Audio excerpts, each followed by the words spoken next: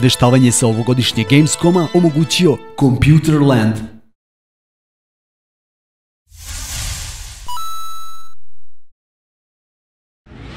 Za dobar zvuk, tu je Player.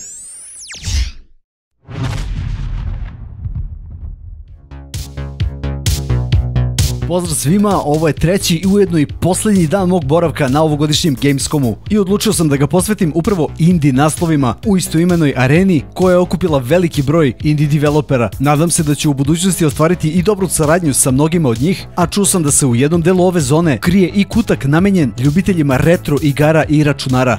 No da ne dužim mnogo, neka ove scene govore same za sebe.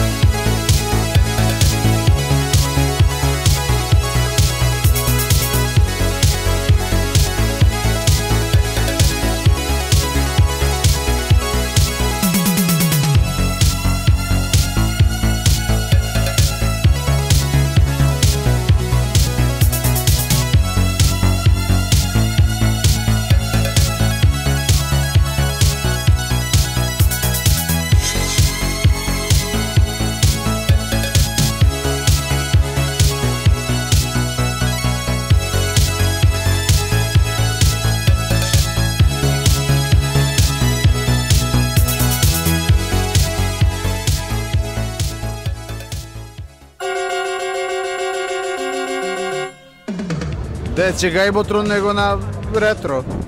Šta da vam kažem, ne mogu da odolim, ima različitih zanimljivih starudija. Ovde je jedan stariji gospodin koji objašnjava mladim naraštajima šta i kako.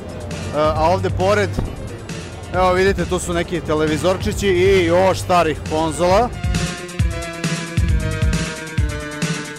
I tu su deca koja praktično sada imaju čas istorija, i tako da kažem. Ovde je već nešto kao, po znacima navoda, novija generacija PlayStation Kids.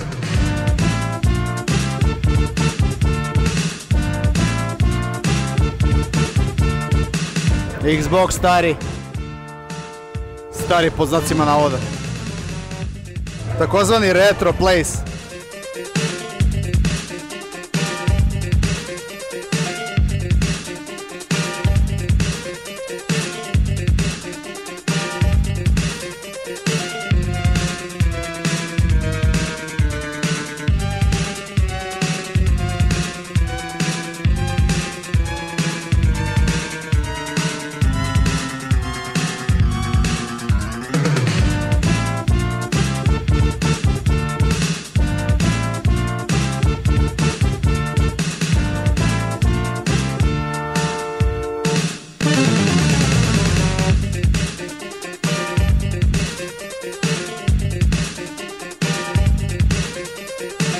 Nažalost, moj boravak na ovogodišnjem Gamescomu se privodi kraju. Dok montiram svoj drugi vlog u press roomu, istovremeno se i podsjećam najupečatljivijih igara koje sam imao prilike da probam, a njih je bilo zaista mnogo i naravno jedva čekam da vam ih predstavim i ovde na Gajbotron kanalu u našim live streamovima. Za sam kraj, zahvaljujem se još jednom kompaniji Computerland koja je omogućila ceo put i izveštavanje sa Gamescoma 2018. Nadam se da sam uspeo da vam prenesem delić ove atmosfere na pravi način. Ukoliko jesam, podržite nas klikom na like i subscribe, a mi se naravno vidimo uskoro ovde na istom mestu.